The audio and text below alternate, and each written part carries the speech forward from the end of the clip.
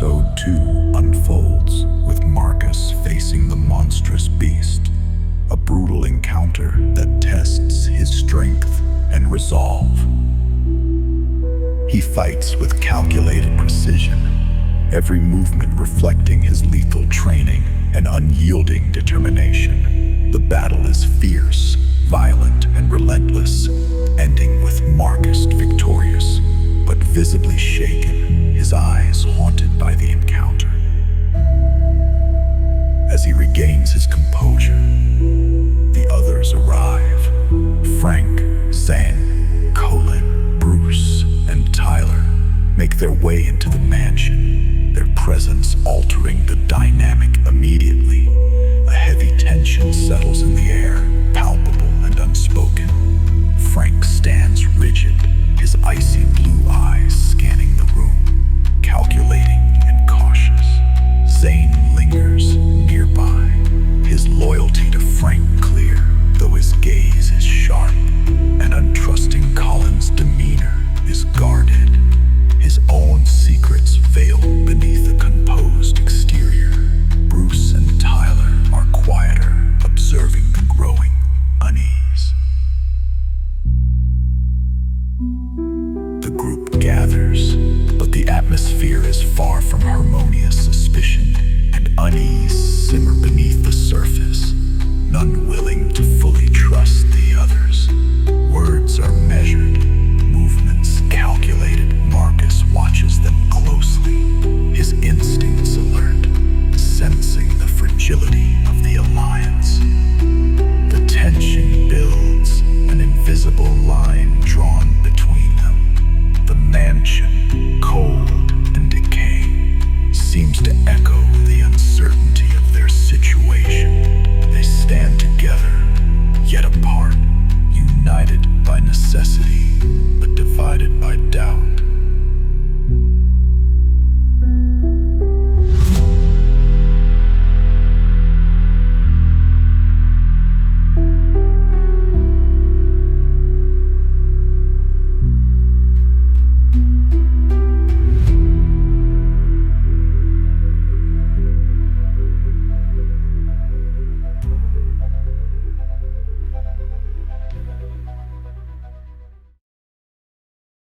Colin, still shaken from his ordeal, sat slightly apart from the group, while Frank, Zane, Tyler, and Bruce exchanged hushed words, their earlier bravado now dimmed. Marcus and Julia shared a look, silently assessing their situation, the day's events hanging over them like a dark cloud. It was clear that survival in this strange place would require more than just physical strength. They needed to figure out how to trust each other, even when the stakes felt impossibly high. Zane's earlier recall of events hung in his mind, unaddressed, creating a storm of uncertainty. Would their past catch up with them amidst the chaos, or could they survive long enough to confront the horrors lurking outside? Then out of nowhere and totally randomly Julia said, "I read about some escaped criminals recently," glancing at Frank. "They say they can blend in anywhere, pretending to be normal." Frank's expression hardened, but his eyes flickered for a moment, something between anger and fear. "That's just sensationalism," he snapped. "Maybe," Julia replied, undeterred. "But you never know who you can trust here." She knew exactly how to draw them out and immediately noticed the reaction she was looking for. Zane rolled his eyes, his bravado faltering. "Come on, lighten up. You all sound like a bunch of scared children." "Maybe because we're in a creepy mansion surrounded by who knows what," Amber retorted, her voice rising. The flickering candles cast long shadows across the large, dimly lit room of the mansion, their flames dancing to the rhythm of the wind and the distant rumble of thunder. Marcus, Julia, Amber and Lucas exchanged wary glances, the tension palpable. They could feel the weight of secrets hanging in the air, each breath heavy with unspoken accusations. Just then, a loud crash echoed from outside, making everyone jump. Panic surged through the group as they instinctively huddled together, a primal instinct to protect one another taking over. "What the hell was that?" Lucas whispered, his voice tense. "They are trying to get in here." "Probably yes, they know we are in here," Marcus said, his tone commanding. "I told you there was more than one," Frank interjected, his facade cracking as he subtly reached for the revolver he had taken from the cops during their escape. But Marcus was already moving toward the door, Julia close behind him. "Whatever it is, I am pretty sure it can't enter the mansion." As Marcus reached for the door, the wind howled outside, sending a chill down their spines. Just as he flung it open, a dark shape darted past the threshold, followed by a low, menacing growl. The group froze, their hearts pounding in unison. What was that? Tyler gasped, his earlier bravado evaporating. Close the door, Amber cried, her eyes wide with fear. Marcus quickly shut the door, the heavy thud echoing in the room. The creature outside could be heard prowling just beyond the threshold, its claws scraping against the wood. Yet, despite the terrifying sounds, something seemed to hold it back. What's stopping it from coming in? Julia wondered aloud, her brow furrowed in confusion.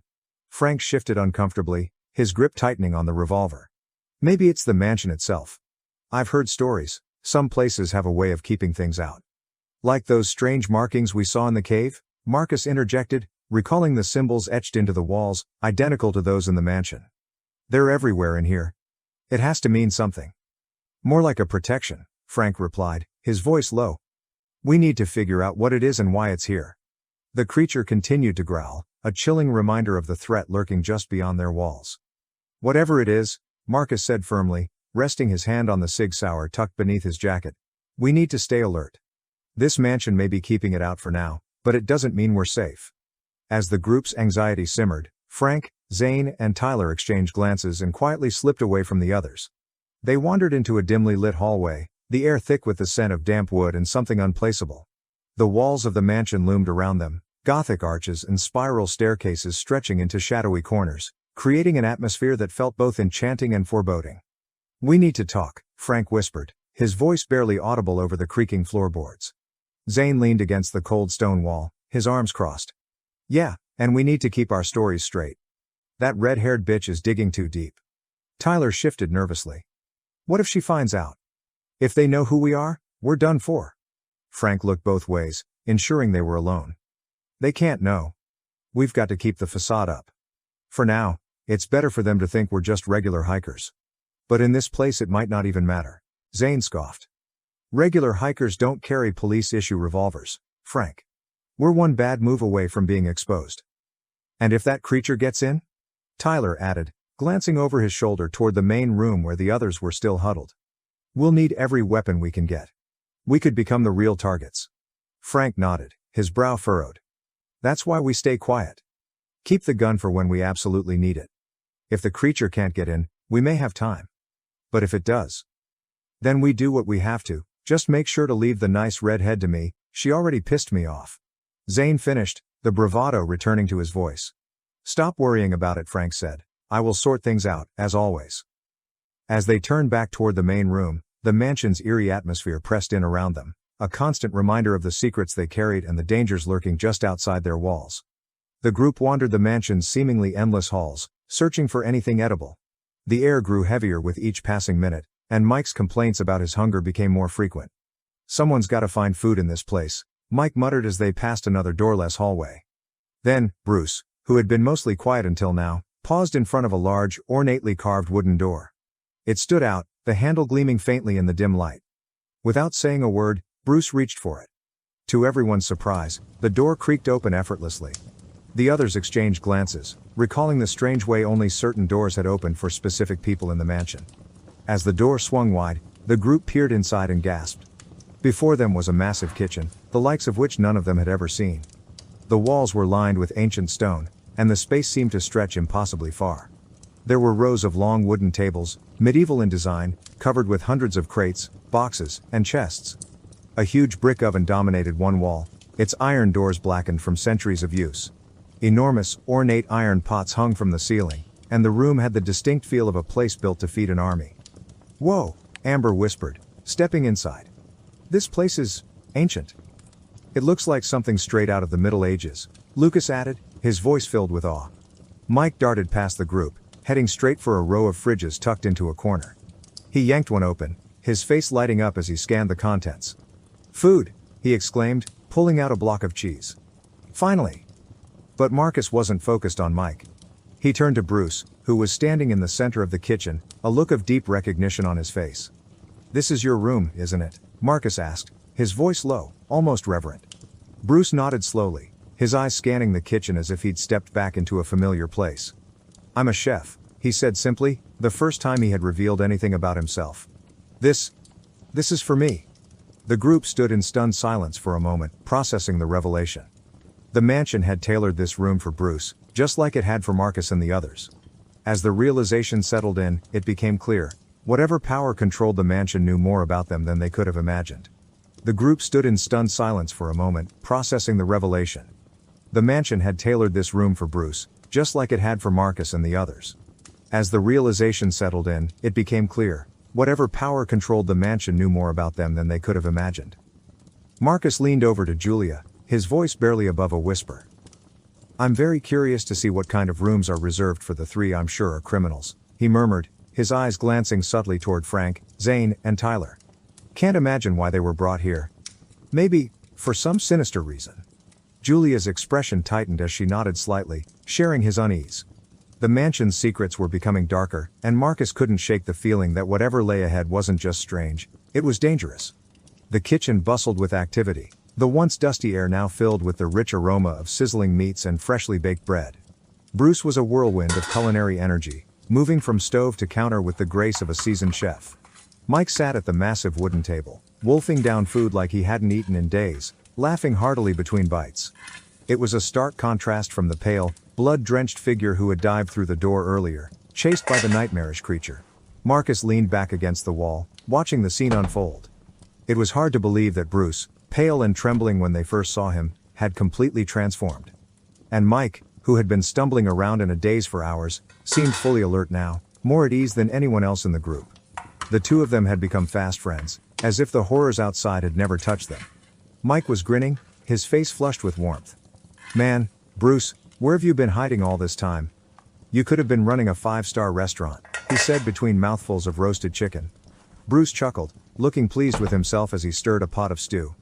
Just doing what I do best, I guess. This place is stocked to the brim with everything we need. Might as well make the best of it. The scene felt surreal. Only hours ago, Bruce had been drenched in blood, barely escaping the thing outside. Now, it was as though he'd forgotten it all. Marcus exchanged a look with Julia, who was sitting quietly, her eyes fixed on Mike. She hadn't touched her food.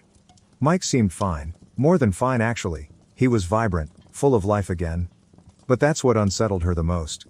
He'd been so out of it earlier, his mind scattered, talking about hallucinations and being hunted by bizarre creatures. And now, it was like he'd never gone through any of it.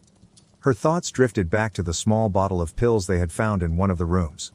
Medication, possibly something to help with whatever had been going on with Mike. But the more she thought about it, the more it bothered her. Was it really his medication, or had someone else been feeding it to him? Julia's skin prickled as the thought took root.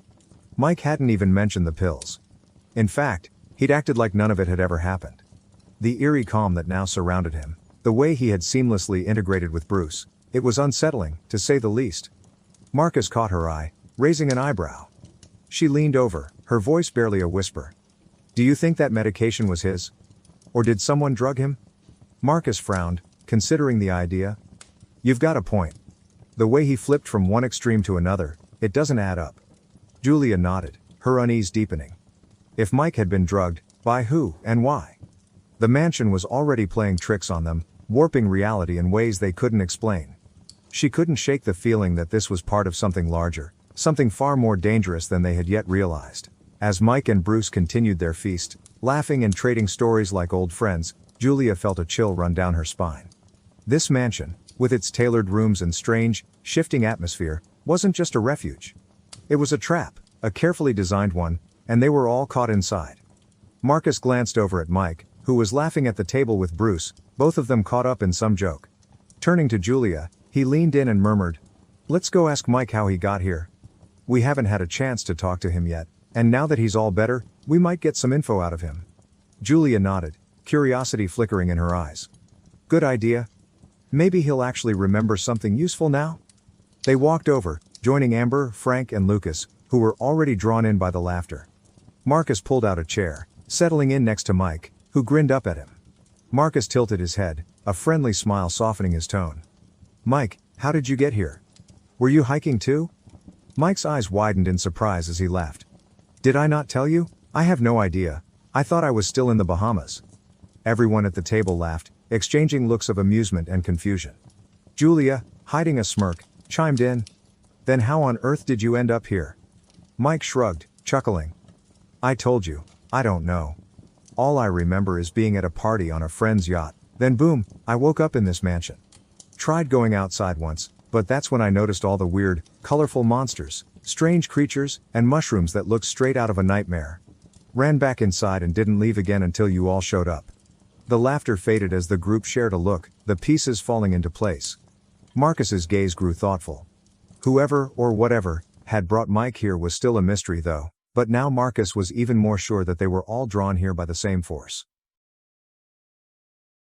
Tyler sat on the cold floor of the mansion, his back pressed against the wall. The shadows of the dimly lit room seemed to stretch and shift, mirroring the unease curling inside him. His hands rested limply on his knees, fingers twitching as fragments of memory surfaced, unbidden and relentless. The bus rattled along the dirt road, its engine grumbling in protest. He could still feel the chains digging into his wrists, hear the muttered curses of the other prisoners. Zane had been there, sitting across from him, his eyes sharp and steady, betraying none of the tension Tyler felt. A pit had grown in Tyler's stomach, a deep sense of foreboding that he couldn't shake. Then it happened. The explosion. The bus lurched violently, throwing him against the seat in front of him. Metal screamed as the vehicle tipped onto its side, grinding into the dirt. The world had tilted with it, sending Tyler crashing into a tangled mess of limbs and chains. Gunfire erupted. Tyler's throat tightened as the memory dragged him under. Carl's screams rang out, raw and desperate, cutting through the chaos. Tyler could see him pinned beneath the overturned bus, one arm reaching out, his face contorted in agony. Help me, Carl had pleaded. Tyler had tried. He wanted to, but the gunfire was everywhere. Zane's sharp commands echoed in his ears, urging him to move, to focus, but all Tyler could do was stare, frozen, as the bus shifted again. The sickening crunch of bone and metal sent bile rising in his throat. Carl was gone. Then there was Hank. He'd made it out, scrambling into the open, only to be cut down by the police. Tyler could still see the blank stare in Hank's eyes as the bullet struck, the way his body crumpled to the ground like a broken doll. It was chaos. Screams. Blood. Death. And Tyler he'd frozen. The shame burned as hot as the fear that had gripped him that day.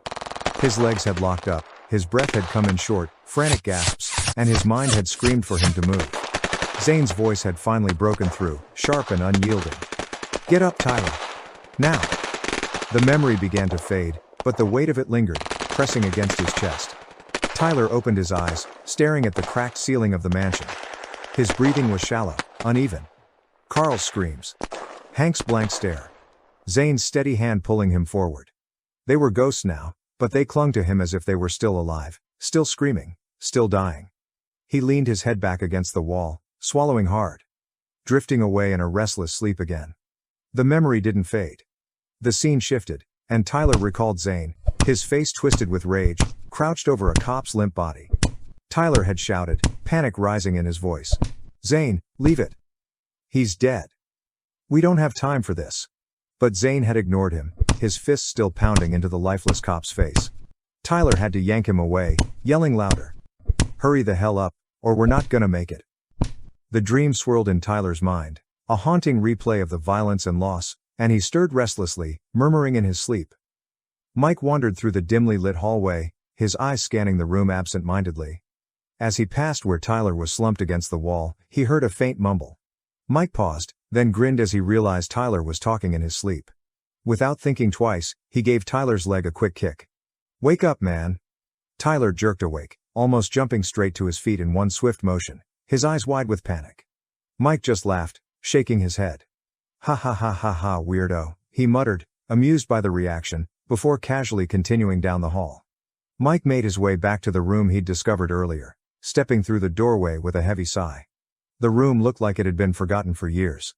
Dust floated in the slanted beams of sunlight breaking through the windows, casting a dull glow across the cluttered space.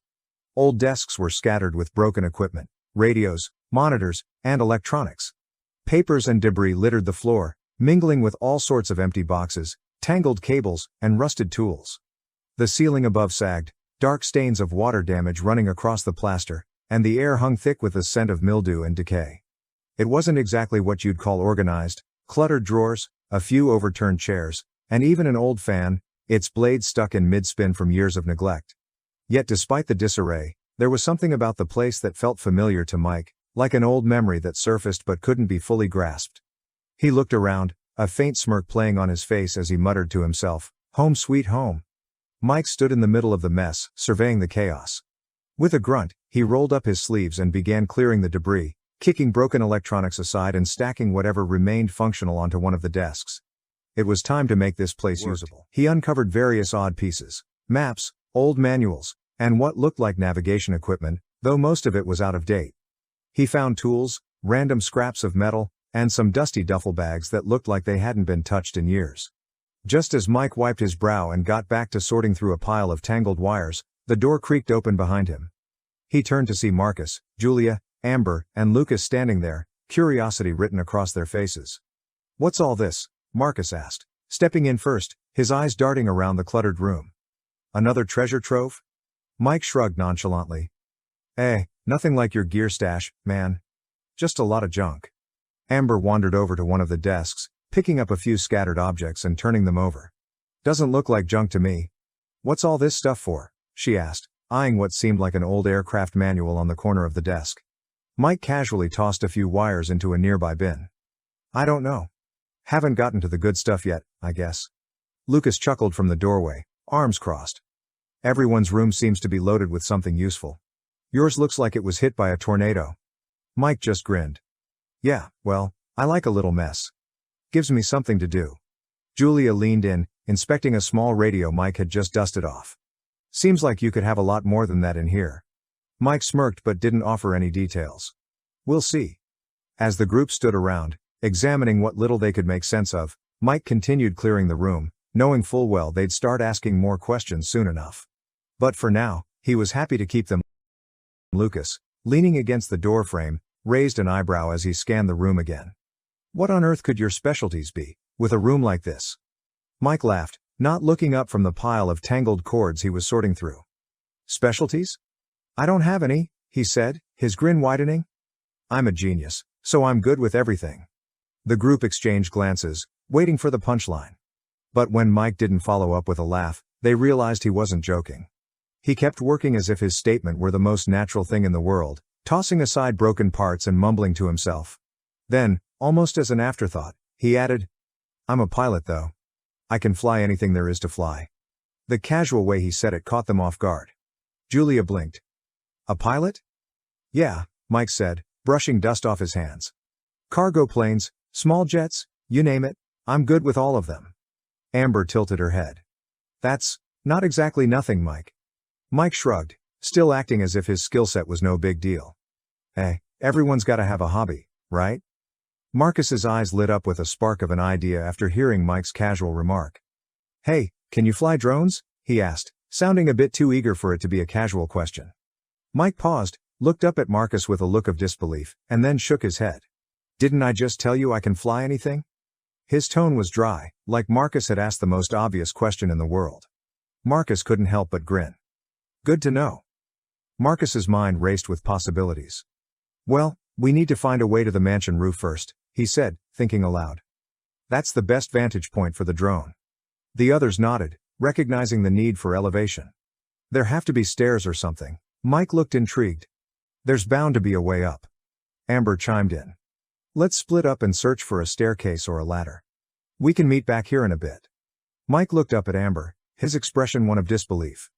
"You guys must not have watched many scary movies, right?" he said, shaking his head. "It's always when people split up that some poor fool gets his brains or other organs stolen." He glanced at Marcus, a hint of camaraderie in his tone. "No thanks, I'll go with you, Marcus. At least you have a gun." Amber rolled her eyes, but there was a smirk on her face. "Fine then. You two can go together, just keep your heads on straight." Marcus chuckled, appreciating Mike's practicality. "Let's move then. We need to find that way up." The air inside the mansion felt heavy with anticipation as Marcus led Mike down the dimly lit hallway. Shadows danced on the walls, cast by flickering lights overhead, creating an eerie atmosphere that heightened their sense of urgency. They were on a mission to find a way to the roof, an essential vantage point to launch the drone and scout the area for any lurking threats. "Keep your eyes peeled," Marcus murmured, glancing around at the strange decor. The mansion's walls were adorned with faded portraits, their subjects seemingly watching every step they took. As they ventured deeper into the maze-like structure, they stumbled upon a grand staircase spiraling upward. The wood creaked beneath their feet, echoing through the stillness. "This must be it," Marcus said, a note of excitement creeping into his voice. They ascended the staircase, reaching a landing that opened into a large, ornate door. Marcus pushed it open, revealing a dusty attic filled with cobwebs and forgotten relics. In the center stood a rickety ladder leading up to a trapdoor. "Looks like our way to the roof," Mike remarked, squinting at the faint light seeping through the cracks. "Let's check it out," Marcus replied, climbing the ladder cautiously. As he reached the top, he pushed open the trapdoor, sunlight pouring in and illuminating the space. Stepping onto the roof, they were greeted by a vast expanse that sprawled in every direction. Towers jutted out from the structure, each topped with ornate spires. In the distance, the eerie, old wooden-style village stretched out as far as the eye could see, creating an unsettling backdrop against the bright blue sky. Farther still lay the dense forest, a reminder of how isolated they truly were. In the center of the roof, a peculiar gargoyle statue perched on the spire of one of the towers. It was unlike any Marcus had seen before. Parts of it appeared to be shifting between stone and flesh, a grotesque amalgamation that sent a chill down his spine. The creature's hollow eyes seemed to follow them, adding to the unnerving atmosphere. "All right, Mike," Marcus said, shaking off the unease and gesturing to the drone still nestled in its carrying case. "Let's get it set up." As Mike began unpacking the recon drone, Marcus asked, "Do you have any idea what the range of this thing is?" Without missing a beat, Mike replied, "It has a range of about 5 kilometers, and can fly for about 50 minutes on a single battery charge." Marcus raised an eyebrow, genuinely impressed. "Okay then," he said, nodding as he felt a surge of confidence in Mike's expertise. As Mike finished unpacking the drone, Marcus scanned the horizon, his instincts on high alert. He couldn't shake the feeling that they were being watched, and he wondered how long it would be before the others joined them. "Check this out," Mike said, glancing over at Marcus as he fiddled with the controls. "The drone's locking onto satellites just fine, but none of our cell phones are working at all. It's really strange." Marcus frowned, peering down at his own phone, which remained stubbornly dead. "That doesn't make sense. You'd think we'd at least have a weak signal here." Mike nodded, looking out over the eerie landscape surrounding the mansion. "Exactly. It's like something's blocking the signals, like we're cut off from the outside world." Marcus sighed, rubbing his temples. "Great. Just what we need." Once the drone was set up, Mike looked at Marcus, curiosity flickering in his eyes. "So, how do you want to proceed with the drone?" Marcus considered for a moment, scanning the horizon once more. "How about a short flight? Just a general look around in a 360-degree sweep. I want to see what the nearby buildings might hold and start mapping things out." "Sounds good," Mike replied, his fingers deftly maneuvering the controls as he prepared the drone for takeoff. "I'll keep it low to avoid detection, but we'll get a clear view of the surrounding area." "Just be cautious," Marcus added, glancing at the distant treetops swaying in the breeze. "We don't know what might be lurking out there." With a nod, Mike launched the drone into the air. The drone whirred to life, rising gracefully before hovering at a comfortable altitude. Through the small screen mounted on Mike's controller, they watched the feed from the drone's camera, revealing a panoramic view of the village and the forest beyond. "All right, I'll start a circular flight pattern," Mike said, his focus intense as he guided the drone. The screen displayed a live feed, and they could see the dilapidated buildings that surrounded the mansion, their windows dark and foreboding. As the drone completed its first rotation, Marcus leaned closer to the screen, intrigued. "Looks like there's an old schoolhouse just a few hundred meters away. It might have some supplies." "Good eye," Mike responded, adjusting the drone's altitude slightly to get a better view. "I'll keep going. Let's see what else we can find." The drone continued its flight, and Marcus felt a mixture of excitement and anxiety. Each new structure they spotted brought both hope and uncertainty about what they might encounter if they decided to investigate. "Keep it steady," Marcus instructed, his gaze fixed on the screen. "We need as much detail as possible. This might be our best chance to learn more about what's around us." Mike nodded, completely absorbed in the task, his confidence growing as he maneuvered the drone with precision. The possibilities of what they might uncover excited him, and he was determined to make the most of the opportunity. After Mike successfully conducted the drone flight, capturing footage of the surrounding area, he and Marcus retreated to Marcus's room. The space was impressive, with a large monitor set up alongside an arsenal of military gear. The walls were adorned with maps and blueprints, all meticulously organized, making it clear that this room was designed for tactical planning. As they sifted through the equipment, Marcus couldn't help but notice how well the room was equipped for analysis. High-tech tools, communication devices, and advanced software were all readily available, tailored for someone with his military background. While reviewing the footage, Mike leaned closer to the screen, his expression shifting from excitement to concern. "There are a few structures that look like they could be shelters, but we might also find trouble," he noted, pointing out a dilapidated building in the distance that had been captured by the drone. Suddenly, Mike froze, his eyes widening. "Wait, go back a few seconds," he said, pointing at the screen. They rewound the footage, and as it played back, they saw three grotesque creatures moving through the trees near one of the structures, their twisted forms barely visible among the shadows. "You see that?" Mike gasped, his voice barely above a whisper. "What the hell are those things?" Marcus felt a chill run down his spine. He had never encountered such creatures before.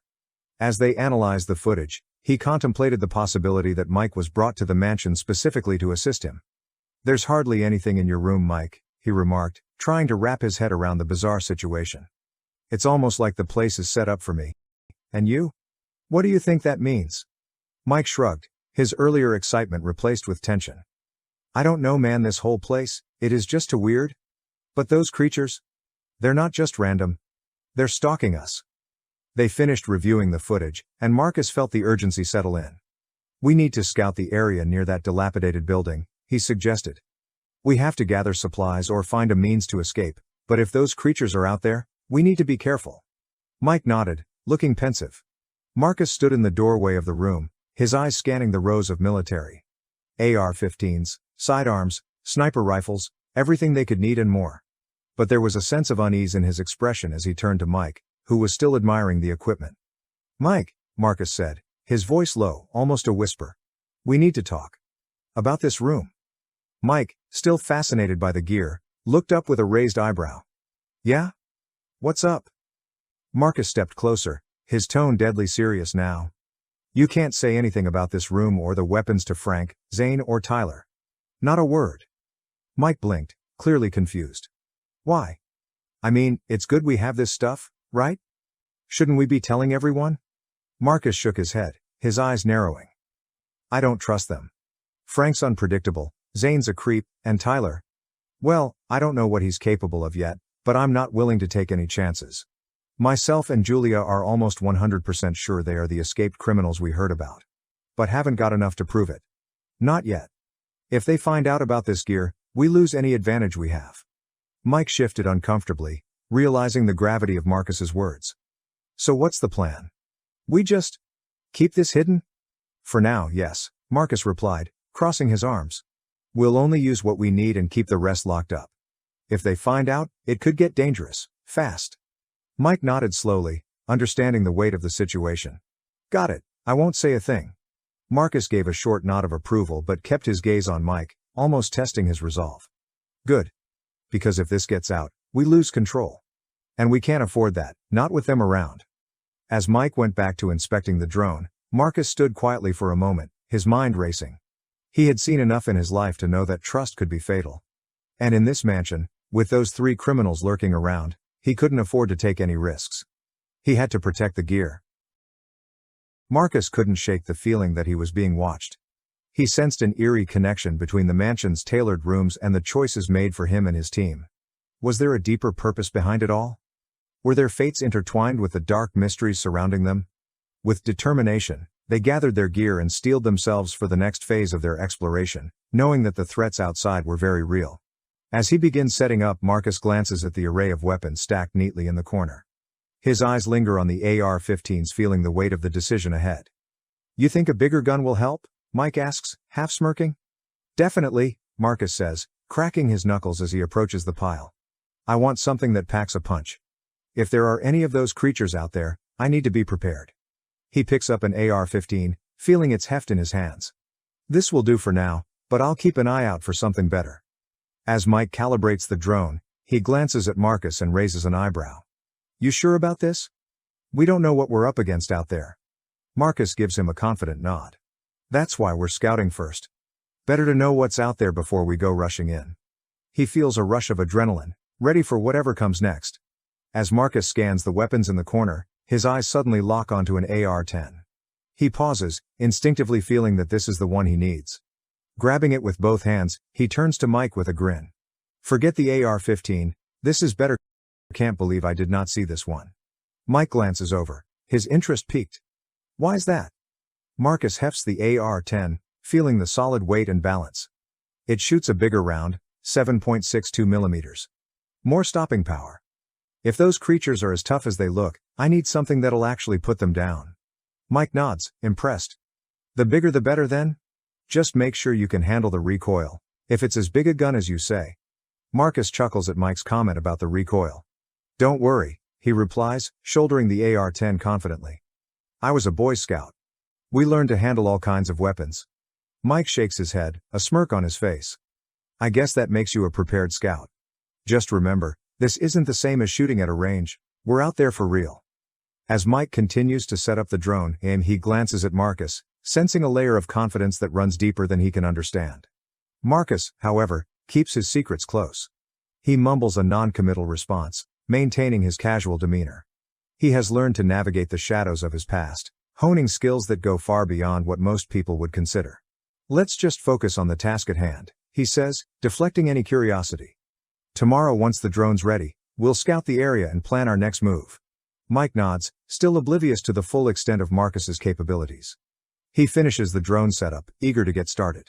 Meanwhile, Marcus keeps a steady gaze on the horizon, mentally preparing himself for whatever lies ahead. He knows the stakes are high, but with his training, he feels ready to face any challenge. If only Mike had known what the extent of Marcus's training and experience really was, he would not be asking any doubtful questions, but Marcus just ignores him. The reality of the circumstance they find themselves in almost too unbelievable to even comprehend, as their minds still cling to the normal life they had left behind. But that was changing fast.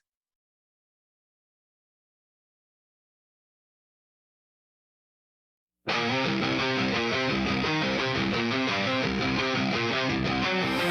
dance beneath the silver moon.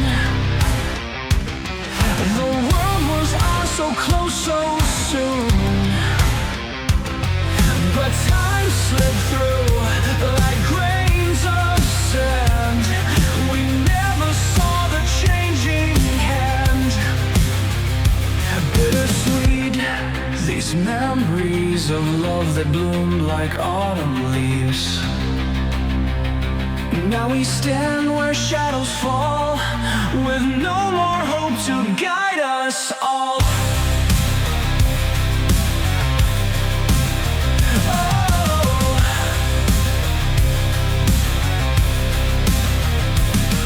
The laughter echoes through my mind, of days when you were still my mind. But the storms rolled in, and we were blind to the quiet truth we couldn't find. We held so tight, but time was cruel. Now all that's left is just a fool, hoping love could save us still. But the future feels so cold and still. Bittersweet, these memories of love that bloom like autumn leaves. Now we stand where shadows fall, with no more hope to guide us all.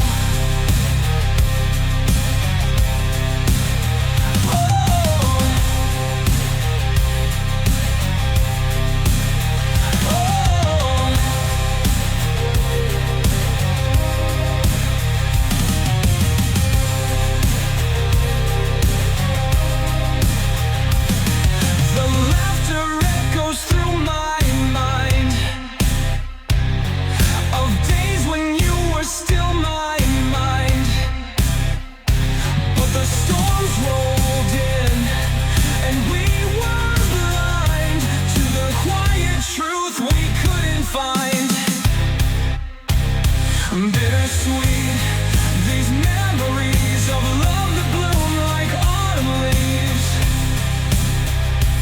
Now we stand where shadows fall, with no more hope to guide us all. With no more hope to guide us all. time was cruel. Now all that's left is just a fool, hoping love could save us still, but the future feels so cold and still. The